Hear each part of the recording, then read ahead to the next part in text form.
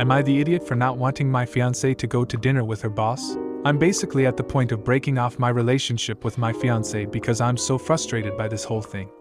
I guess this question is among my last salvos to see if I'm being an idiot and unreasonable, or if the problem is on her end. Been with fiancé for several years now. She recently graduated and got an amazing HR job with a pretty high profile. We get your DUI charges dropped type law firm. The guy who started the firm is known across as being an ambulance chaser, shyster, and scammer because very frankly he's trying to portray that in his commercials. I've met him a couple of times and in person, he's a little better but I still kind of feel like I need a shower. So right after New Year's, my wife came home and announced that lawyer dude is taking the whole staff out to celebrate on January 20th because it was the firm's biggest year ever. This is the timeline as near I can remember. January 5th. She tells me to keep January 20th open because SOs are invited.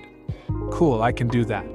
January 8th. Sorry she was mistaken, it's just a work party. She tells me it's cool if I make other plans that night. No problem. January 13th. She lets it slip. It's not really a party for the whole office, just for the people the boss thinks were part of the success. I'm starting to get a little WTFy here. January 14th. Miraculously, all the people going to dinner with the boss are under the age of 30 and female. Now alarm bells are really going off. January 18th. The list is down to 2 people, my wife and another new attorney. So if I'm hearing this correctly, the 2 people mainly responsible for this 20-year-old company's biggest year ever are both recent college grads, both female and both around 25. My fiancé says, "Aren't you proud of me?" Today, the boss texts her at like 11 a.m. and says, "Hey, since this is supposed to be a celebration, don't drive. I'll send a car service for you." Fiancé still doesn't smell anything fishy, so I ask her just for my own edification, ask what he says if she tells him. That's a great offer, but my fiancé knows the restaurant, and he can drive me.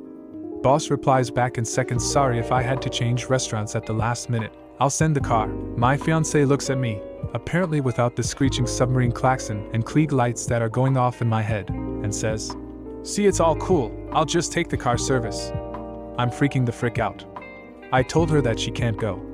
She called me a controlling idiot. I told her that this whole thing has been a shady as frick, and I relayed out the timeline I just posted above using my texts and emails from her as evidence. She said that me hoarding evidence like this is an example of how I'm a controlling asshole, and she wants to go to dinner now more than ever. I told her I might be an idiot, but I'm not stupid. She told me over and over again, "He's married, he can't do anything that would affect his marriage, so you're being the stupid one." That leads me to believe that even she understands the larger implications that are at play here. She locked herself in our bedroom and hasn't come out for at least an hour. I don't know what to do. I can't beat the door down or yell at her, and I think if this is one of those situations where the shoe was on the other foot, she'd be freaking the frick out and I'd see her reaction and just call it off. Am I the idiot? Edit. It's 5:30 here, car service picked her up at 5:15. I guess it's up to fate now if I'm a controlling idiot, or if she didn't see it coming. Edit 2, she just got home and said only, "I don't want to freaking talk about it."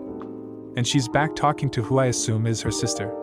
I'm defying my every desire to eavesdrop, so I don't know what happened. It's only 8:45, so I don't think anything super crazy happened. I'm just glad she's home. If it's appropriate, I'll update again when I know more. Edit 3. This really doesn't pertain to the subreddit anymore, rather just people asking for an update. She gets to dinner, and it's just her, co-worker and boss in a private dining room at the hotel. Boss says straight up he's banging other girls and wants fiancé to join them.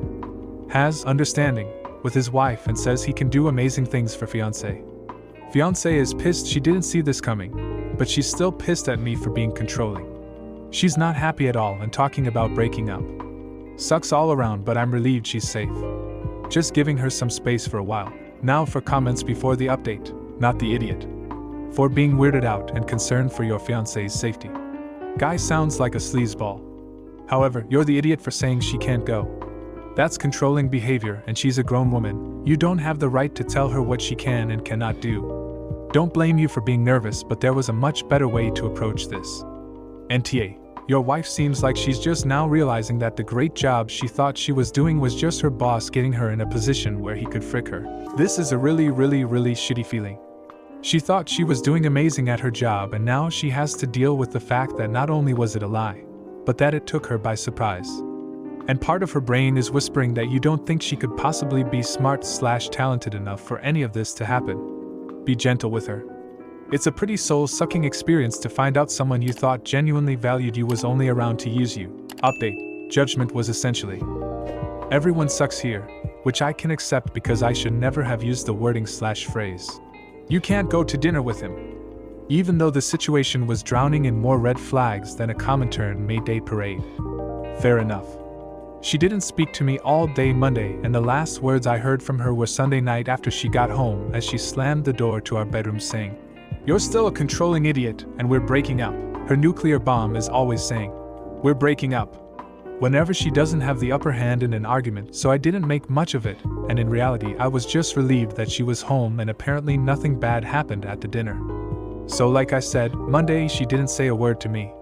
I was only able to get into our bedroom to get some clothes and I couched it again Monday night.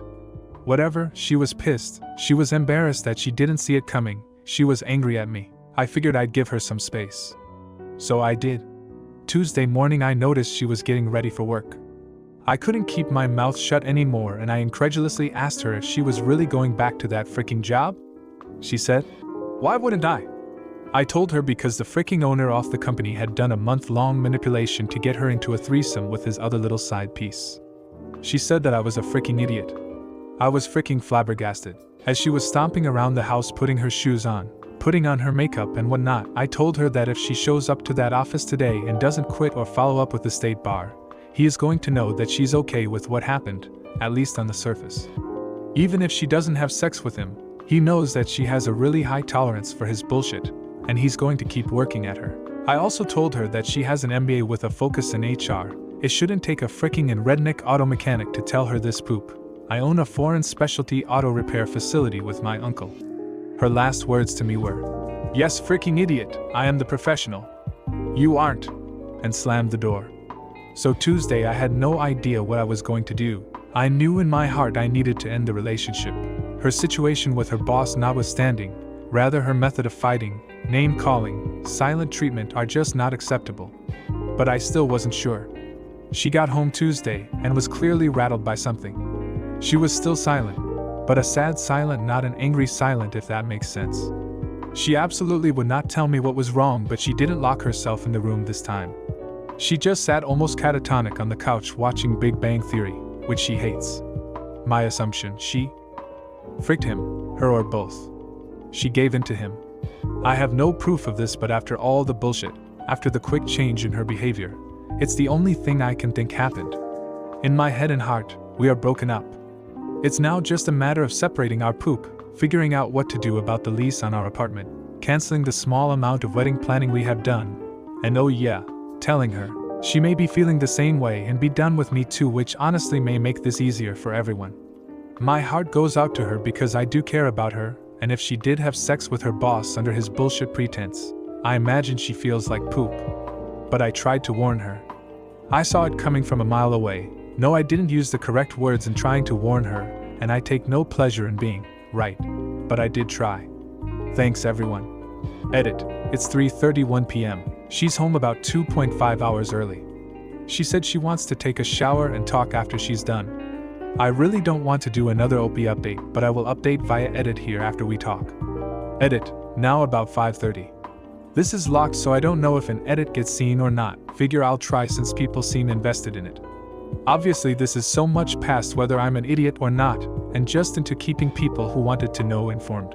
For some people I'm a victim, for some people I'm a victimizer.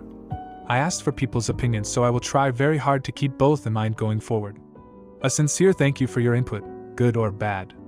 So update. She got home at 3:30. Was still very pissy and told me not to ask her any questions until she got out of the shower, and said she wanted to talk then. She usually gets home at 6 p.m. on the dot, so I knew something was up. I said that was fine, but like literally on pins and needles until she came back out to our computer room where I was working. So about 4:15 she comes out with a towel wrapped around her hair and just one around her waist.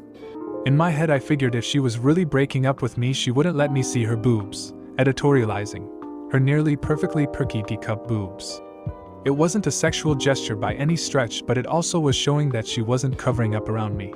I took that as a good sign because I wasn't sure about breaking up with her, and at least we had options. So first of all, as nutty as I made her deservedly sound, she has never had compunctions about apologizing when she's wrong. So she said that she wanted to say that she was very sorry for all the things that she had said to me starting on Sunday. She was sorry for throwing her shoe at me, she was sorry for the silent treatment, and she was sorry for doubting my judgment. I told her that I appreciated it. She told me that she quit yesterday. I told her that I very much agreed with that.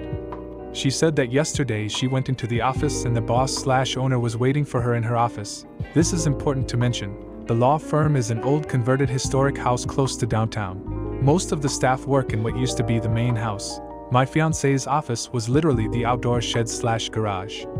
It's a very nice and comfortable conversion, but it's still separated from the main house. So him sitting in her office means he had to go out in the backyard, find a key he doesn't usually have, unlock her space and wait for her.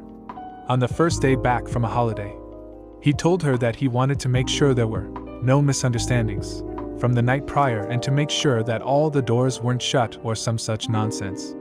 She told me she told him that she was deeply upset by his proposal and didn't know what she was going to do. I guess he told her that her value in the company could either go up or down depending on how she decided to proceed. She said that she walked out on the spot and didn't go back to work.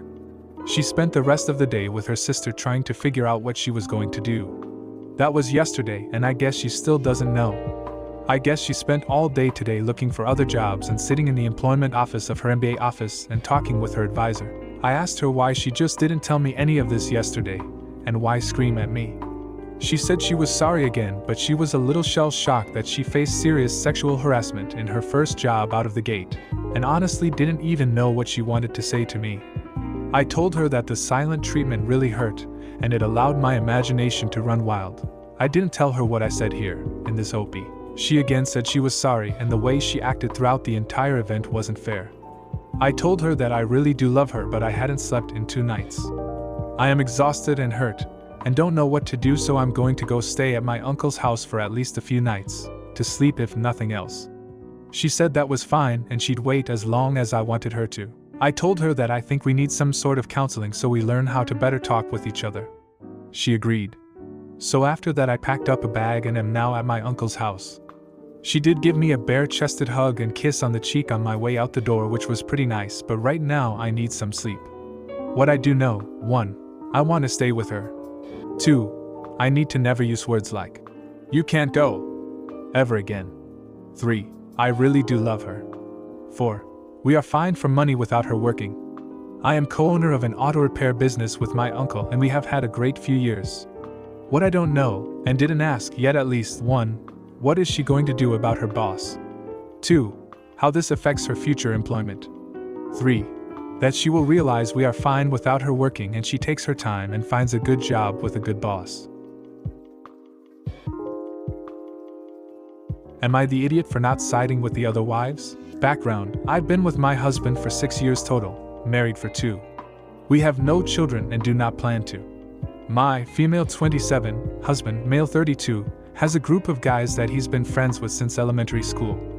After college, they all moved back to the same area and several of them rented a house together until they started getting girlfriends and moving out.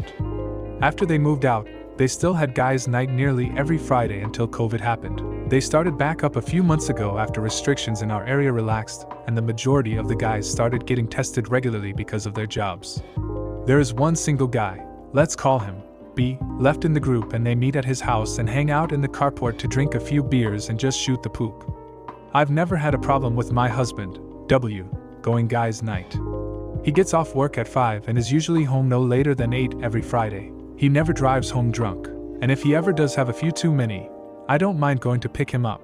I feel like I should note that we live the farthest away from B's house, about 15 minutes. All the other guys live within walking distance of B. Usually I bake cookies or other snacks for him to take with him to share with the guys. I also don't mind driving the other guys home if needed. If we have plans or anything, he doesn't go. Since the guys' night has resumed, the other wives have been complaining about it. We're friendly, but none of us are really good friends like our husbands are. We've tried to have a girls' night while the guys have their night, but most of them have kids and we really don't have anything in common outside of our husbands. It was just awkward. One of the guys, A, is married to F, and they have a 1-year-old baby. F has been particularly vocal about not wanting A to be out every Friday, as she wants help at home. The other wives backed her up and started a group chat asking that we present a united front to cancel guys' night. Here's where I may be the idiot. I refuse to side with them.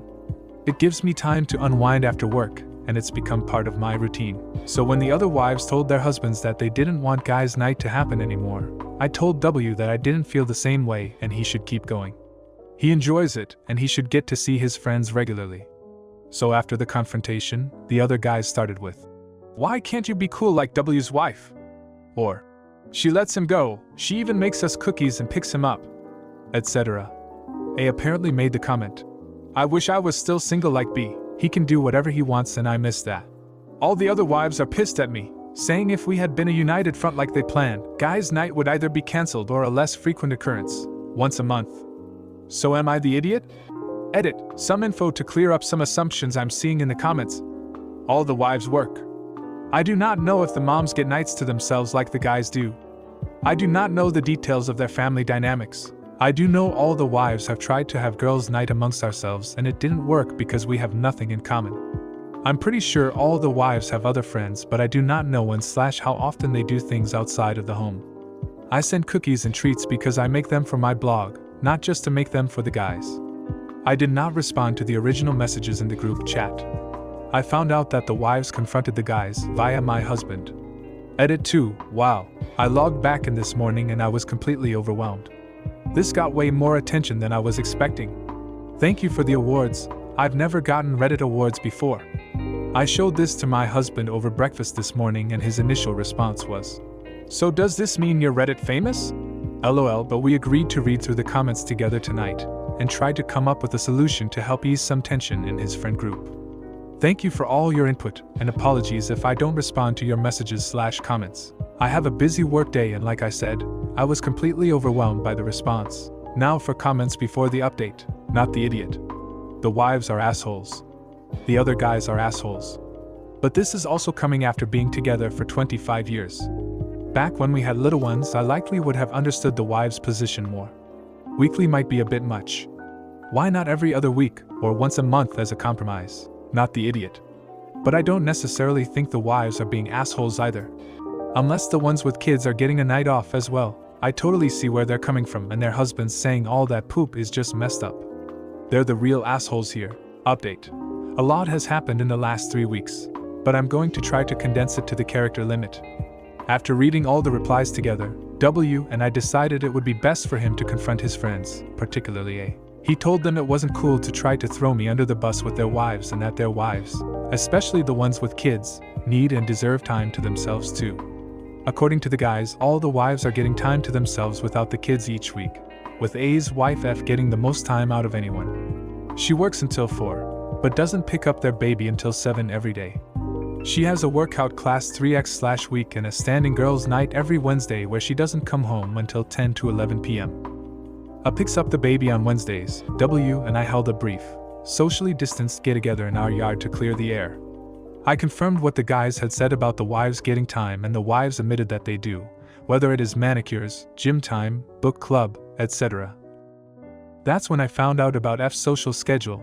They then confirmed that all the guys were attentive and involved dads. W later told me he was sure his friends weren't complete douchebags but was glad to have the reassurance.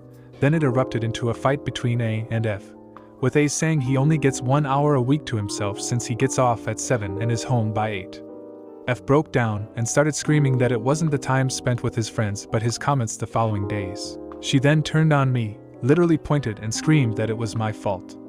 That during the lockdown, for the first time in over 5 years, she didn't have to listen to a talk about me. All freaking weekend. I was shell-shocked and didn't know what to say, but W jumped in and told her she could not talk to me like that and she should probably leave before she said something she couldn't take back. F left and A stayed. Afterwards, the other wives admitted they only agreed to the ultimatum after F relentlessly persuaded and pushed them into it. I have never seen this side of F before, so I had no idea she could be like this. I has been sleeping at B's house for almost 2 weeks now.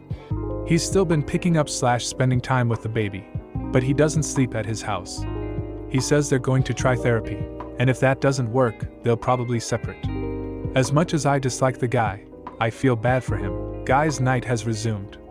I still send cookies, but W says he doesn't bring me up and shuts the guys down if they try to talk about me, not the idiot. It was great that everyone got together to talk through this problem together as a group instead of he said, she said. It's unfortunate what A and F is going through, but luckily the cause has been found so that it's not directed at you anymore. Your husband standing up for you is great, and I'm glad the other wives came around as well, not the idiot. It sounds like the whole friend group had a drama-seeking shit stirrer in its midst that has at least been flushed out so that others could see they were being manipulated. If F had a problem with A talking about you so often, then she should have brought it up with him as a relationship issue rather than trying to divide the friend group. Now for the next story. Am I the idiot for refusing to talk with my mother? I, female 21, love my long hair. It's because when I was little, my mother, female 54, used to take me to hairdressers and make them cut my hair really short. When I was a teen, I didn't go to the hairdressers with my mother, so I had long hair. 3 days ago, it changed. Because of COVID, I wasn't able to go to my own hairdresser because their place is a little far from my home. My hair started to get split ends and it was going below my butt. My mother was going to cut her hair. She loves short hair. She asked me to join her, but first I said no because I didn't trust her. I thought she would pull the same trick like when I was little, telling people to cut my hair shorter. She insisted and said she wouldn't do anything and it's not her business anyway. So I said okay, and she had an appointment for me too. When we went there, 2 employees were doing my hair because it was too long. I constantly let them know that when my hair is cut short, I fall into a bad place psychologically. They said, "Okay, we won't cut it short." One of the girls pressed the comb to my waist and told me, "I'm gonna cut it from here, okay?" And I said yes, because the waist is a good length for me. Then she cut it from above, but I thought it's her hand or something. When the cutting was done, they showed me my hair, and it was like a hand below my shoulders. I can't reach my hair from behind without pushing my arms. I was devastated but couldn't say anything because they spent a long time doing it. Apparently I'm a doormat. When we went home I started crying. It didn't stop. I still cry when I look in the mirror, when I touch my hair. I said that I'm gonna make a complaint about the hairdresser, and my mom said, "I told them to cut it that short. It's better now, you should thank me." When I heard this I was angry with her, with hairdresser who didn't listen to me, an adult, and my wishes about my hair, and I was angry with myself too for trusting my mother. I still made a complaint. My brother and my father agrees with this, and my father said, "I'm on your side on this, and I will help you with the case if anything comes up." However, I'm not talking with my mother. I refuse to call her mother, and I clearly said she's dead to me. I refer to her as my brother's mother or my father's wife. My brother is okay with it, but my father says even though I'm right, I shouldn't do this because she is my mother after all. I'm so angry with her, but also when I remember times she forgave me for my mistakes, I feel bad for behaving badly to her. My father insists that I should stop, and says that my hair will grow again, so I shouldn't keep this up against my mother. Now for comments before the update, not the idiot. It's your hair.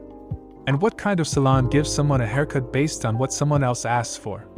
It's a parent's job to forgive kids their mistakes. Kids make mistakes by nature, and parents are supposed to be there to guide them and help them to be better people. Your mom is too old to be making the mistake of stomping on her grown child's autonomy. You don't have to forgive this, not the idiot. Tell your family you will consider talking to them once your hair is at your waist, which is how long it is supposed to be. I had short hair as a kid thanks to my mom. It is below my waist now. I stopped trusting her when I was 17. I would never trust your mother or any hairdresser she recommends ever again. Sorry you are going through this. Update. This month was rough. I was the rudest I've ever been to my mom. We were fighting every day. She didn't apologize. She's the type that won't say the words, "I'm sorry," but rather does things like making me nice breakfasts, my favorite dinners, and buying me clothes, etc. But I decided that these gestures aren't it, and kept insisted on worded apology because I wanted her to acknowledge what she did to me with her actions. Just today, I got my apology. My brother was out with friends and my father was also out for work.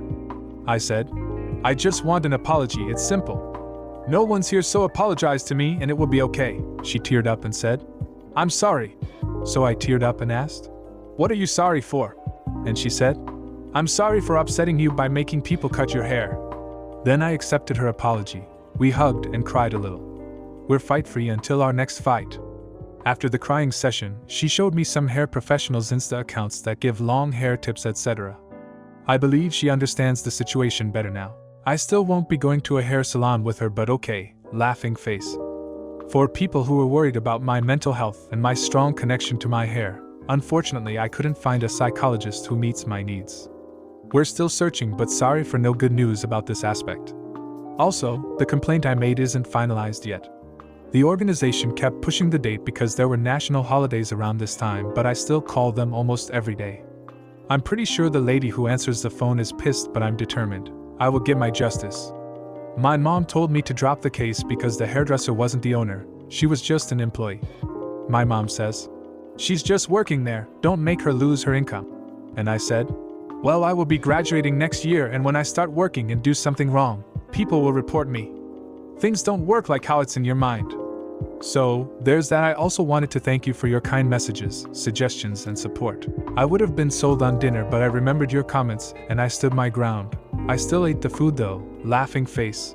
I hope this update is good enough, not the idiot. The hairdresser should also be held accountable. She refused to listen to the person whose hair she is doing and instead listened to someone who went against your wishes. It was her job to cut the hair of the person she's cutting how they want, not listen to anyone else about what style would be better. Not the idiot. She said, "I'm sorry for upsetting you by making people cut your hair."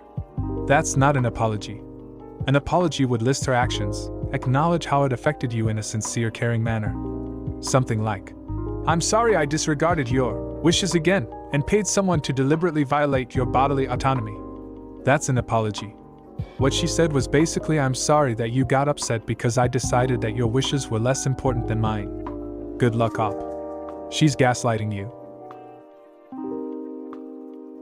Am I the idiot for telling my sister that she should have expected to be outshone by her best friend at her wedding? My sister, N, female 29, has been best friends with Ruby, female 30, for as long as I, female 25, can remember, so growing up Ruby was like a second big sister to me. One thing that is important to note is that Ruby has always had the most outrageous fashion sense possible. She's the person that would wear those runway outfits that you think no one would actually wear. And got engaged pre-COVID. Almost as soon as it happened, she started being really weird to Ruby. When she made me maid of honor, I was kind of surprised because they've always sworn to be the MOH at each other's weddings. But I am her blood sister, so it wasn't that weird. But I was completely blown away when she made a group chat and I found out that Ruby wasn't even a bridesmaid. Both me and my mom tried to talk to her about it since we figured they had an argument or something, but she would only say that Ruby didn't care anyway. I know that Ruby was hurt, but she didn't want any drama, so I agreed to let it go. Throughout the whole wedding process, my mom kept asking and if she would invite Ruby, if she would ask Ruby's opinion, etc., but and refused to have any contact with her or talk about anything wedding related with her whatsoever. On Saturday, my sister was married. She had a beautiful outside, socially distanced wedding. But she was seething the whole time because of Ruby's dress. It wasn't at all outrageous by Ruby's standards, so I don't believe that she wanted to outshine my sister. She wore quite a simple wedding dress, but that was her choice. As MOH, I of course went to her fitting, and that was literally the one she chose, and has been cursing Ruby out and saying that their friendship is over ever since, like she hadn't been ignoring her all through lockdown. Finally, I just said that she's been friends with Ruby most of her life, and she knows what she dresses like and that she should have expected this. If it was that much of a problem, she should have found a way to mention it to her. Or just made her a bridesmaid. And lost it with me. She sent Ruby some really horrible messages after she screamed at me. She didn't say a word to me all of yesterday, but she's bad-mouthing me to our dad, who is on her side. My mum has told Annette she should apologize to Ruby for the nasty messages she sent and for yelling at me so, and isn't talking to her either. I don't even know what's going on, but Ruby swears on her life that they didn't have an argument or anything pre-COVID, and says that that's none of my business and I should be supporting my real sister. My dad agrees with her, and she's rallied the other bridesmaids against me, so am I the idiot? Just to clear some things up. 1. Ruby didn't wear a wedding dress or anything really outrageous. It was a dark red, bodycon dress in a satiny material. There were lots of people in form-fitting dresses, the bridesmaids were wearing them, and she didn't look out of place. Edit again. Some of you people are ridiculous LMAO, assuming the absolute worst case scenario. It wasn't a spaghetti strap dress that just barely covered her, but it was an appropriate length and had long sleeves. 2. If this needs saying twice, the bridesmaids were wearing bodycon dresses. So were many other guests. It wasn't a particularly traditional affair, nobody was offended by our figures, Ruby's dress didn't massively stick out. 3. Ruby is very attractive. She always has been, but I never thought it was an issue for Anne before. 4. Ruby and Anne had been best friends for 25 years. They didn't grow apart or anything, they stayed in constant contact even as adults. And then Anne suddenly wasn't talking to Ruby anymore. My mom and I weren't trying to be controlling, we were worried. We assumed that something really bad had happened for them to cut contact overnight. When Anne refused to talk about it, my mom was only more worried because she's normally an open book. 5. I don't love Ruby more than Anne or anything like that. The only reason I'm so close to Ruby is because Anne used to be so close to Ruby. They were basically inseparable, so I grew up tagging after both of them. Of course I love Anne very much, I just think she's being unreasonable in this situation. 6. Ruby was always going to be at the actual wedding. The phrasing was bad on my part, sorry. When my mom was suggesting that and invite Ruby, it was to wedding prep things like dress shopping etc. 7. I don't know if Dave, groom, has feelings for Ruby. I have never thought that. They've met many times and there's never been any signs that he does. I definitely do not think it is an affair, because then surely my sister wouldn't want to marry Dave and neither would Ruby at the wedding at all. Ruby doesn't have a history of going after Anne's boyfriends or crushes. Update. Based on some of the advice I'm receiving, I was going to tell Anne this morning how much she means to me and that I'm there for her. But she's seething again, so I'm not trying to. Dave asked me if I could talk to Anne, because they've also apparently had a massive fight because he tried to defend Ruby on the wedding night. He asked me if I could explain where he misstepped and how to make it up to her. This is the first time he's ever asked me for help with their relationship, so he's clearly at a loss. I said I was just as confused and we didn't even know why she wasn't at the bridal party, so he should just try and talk it out with him. This is when it gets weird. Dave said that the reason Ruby wasn't in either wedding party was because he wanted her as a best woman, and Anne wanted her as a maid of honor, but Anne wouldn't budge and said that they should just drop her from both parties to be fair. He said that she explained it to Ruby and that's why they had a fight, because Ruby wanted to be included. I said okay and just hung up, but the more I think about it, the more confused I am. If they had a massive fight about Ruby being maid of honor, surely Ruby would remember? Also, I don't know why Dave would want Ruby as his best woman when, to my understanding, he only met her after he started dating Anne. I really am taking your advice not to meddle to heart, which is a nightmare because now my curiosity is totally piqued, so I won't bring it up. It's possible that this is all I'll ever know, and this will bug me to my grave, but I have made a vow not to push Anne any more on it. Thank you everyone for your comments. Thank you all not the idiot people for reassuring me that I'm not the one acting crazy. Thank you also to all the helpful YTA/ESH verdicts that helped me see how I could change my behavior in future to be a more supportive sister. Update 2. I'm even more confused. Dave called me up about 30 minutes ago asking me, in a very angry tone of voice, if any of his groomsmen behaved inappropriately towards me. I asked what and he asked again. I could hear Anne in the background shouting something. I said that they had been perfect gentlemen at the wedding and that I hadn't had any contact with them since. He then asked me if Ruby knew that she was meant to be best woman. I said not to my understanding, but it was possible that I don't know, as both she and Anne had been quite secretive about what happened between them and that he'd be better off asking them themselves. He laughed and hung up. Ruby has texted me asking me what's happening and if I knew about the best woman/maid of honor thing. Just now, I got a message from one of the bridesmaids saying that if Dave calls me I shouldn't answer him. And is on the phone to my dad, screaming, it sounds like. I have no clue what's going on, but I think somewhere in this mess is the truth of what actually happened. Everything seems to be exploding. I now think that the bridesmaids, or at least that particular one, are involved, and if things keep happening at this pace I think I should eventually find out what in the flying frick is happening. Update 3. There has been a lot of shouting and tears today. Honestly, I'm exhausted, but so many people have commented for the update, so here it is. I'm still kind of in shock. And has been lying to just about everyone. The story is very complicated and long. This list is actually what I used to wrap my own head around it.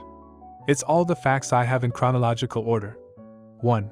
Dave has been to jail and is an ex-drug addict. He met Ruby before he met, and after he recovered, he was really struggling with money and Ruby helped him a lot. He considers her to be one of his closest friends. 2. 2 years later, Dave was doing well at his job and much more stable and functional. Around this time, Ruby introduced him to Anne. 3. And was very reluctant to have a relationship with Dave because of his past, but she had strong feelings for him. Eventually they began dating, but she was still ashamed of the person he used to be, so she told us that they met over a dating app. Dave consented to this at the time. 4. As Dave became more comfortable with himself and the relationship became more serious, he told Ann that she needed to be honest with us about his history. She agreed to tell us, but she didn't. She told Dave that she had and wrote a fake letter from my family about how we were really grateful for his honesty and accepted him. She told Ruby that my parents had reacted really badly, so Ruby never brought it up with Dave or my family because she thought it was still a very sensitive topic. 5. When Dave proposed and started freaking out about the wedding, Dave wanted people from his support group to be there, Ruby as his best woman, etc., which would expose the lies. But she still didn't want to tell us who Dave was or Dave that she had lied to him, so she decided to continue lying instead of coming clean. 6. Ann pretended to be really upset that she couldn't have Ruby as her MOH so she could make the argument that she should be dropped from both wedding parties. She told Dave that she had explained their decision to Ruby and that Ruby had taken issue with it to keep him happy. In reality, she knew that if Ruby knew she was meant to be best woman, it could easily get back to me and my mom, and then raise questions from us about Ruby's relationship with Dave. So she didn't tell Ruby anything at all, and that's why Ruby was so confused about what happened and couldn't think of anything. Told Dave and all of his friends from his support group that they shouldn't mention the addiction in speeches or even casual conversation because it was a sensitive subject for certain family members before the wedding. Told the bridesmaids so many lies about Ruby. She told them that she had a habit of causing scenes, that she was going to try and sleep with the groomsmen, that one of them was an ex-boyfriend of hers that dumped her, that she would get way too drunk. Essentially, she painted Ruby as a disaster waiting to happen so the bridesmaids wouldn't like her, and also so that they could keep her away from certain people, specifically the ones that also knew Dave, at the wedding, and also told the bridesmaids that the only reason that Ruby was invited is because I idolized her so they wouldn't repeat any of the lies she told to me. 7. After the wedding, and put on her enormous meltdown about the dress. The bridesmaids obviously didn't have a very positive opinion on Ruby, so they were easy to convince that it was meant as a genuine slight. My dad did what and apparently expected everyone to do by caving immediately because she was the bride. If me and my mom had done the same and would basically have used it as an excuse to cut Ruby out of everyone's life. 8. She tried to do the same thing with Dave's groomsmen by insisting to him that they had said inappropriate things about the bridesmaids. The idea was to basically remove anybody that knew the truth about Dave from the general social circle so it wouldn't come up again. 9. Dave smelt a rat.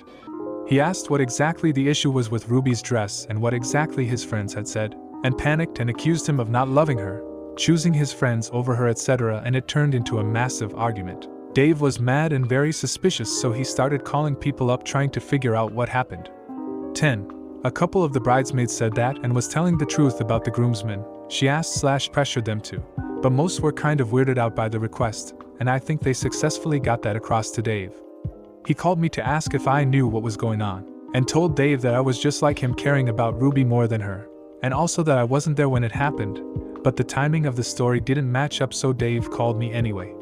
That was a weird phone call. 11. At this point he knew she was spouting BS, so he asked her upfront what was going on. She broke down and told Dave everything. 12. He was fuming. He texted us all to let us know about his past, and then basically kicked Ann out. She came to us where she then had to explain everything again. And is absolutely shaken. I never considered her capable of this kind of deception and manipulation, and I don't think she has ever done something like this before. Contrary to what some commenters seem to believe, I don't hate my sister. I feel sorry for her even though I'm really hurt by what she did because she feels so guilty and absolutely miserable because she's worried that things will never be worked out with Dave. She's gone to bed now very upset because our mom won't even look at her. She's fuming that and would deceive and hurt her, and so many other people like this. I do understand where she's coming from. My dad is also very shocked and hurt. And texted Ruby. She sent her a message explaining and apologizing, but obviously Ruby is really angry and upset. She just told her that she couldn't speak to her right now, but maybe she'd call her in the morning once they'd both had a chance to calm down. Dave is probably the most hurt out of everyone, and I understand why.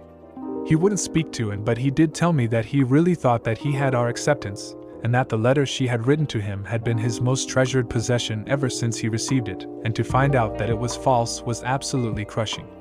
I told him that we did accept him for who he was and that nobody blamed him, but I don't think it helped much. He has asked for distance from our family, and I understand why. I'm not sure when he'll be willing to speak to Anne again, or if he wants to be her husband after this. I wouldn't blame him if he goes on to find someone else. Thanks to Reddit, it turned out everyone was way off base, although I don't think anyone could have predicted this. But a lot of the comments were very insightful and gave me food for thought despite everyone kind of looking in the wrong directions. Update 4. The past 2 weeks have been very stressful. Anne and my mum have been fighting and crying for most of it. We learned that this deception of Anne's was not out of the blue. She has had this obsession with her image for a very long time. She confessed to a lot of stuff from secondary school and her job. Some of it was worrying and some of it was really scary and manipulative. I feel so distant from the person she has become. There's tension between us that I'm not sure will ever go away, even though it really pains me as well because she's my sister. Once my dad heard some of the revelations, he decided that Anne should go to a therapist. And really struggled against the decision, which led to a massive fight between her and my dad.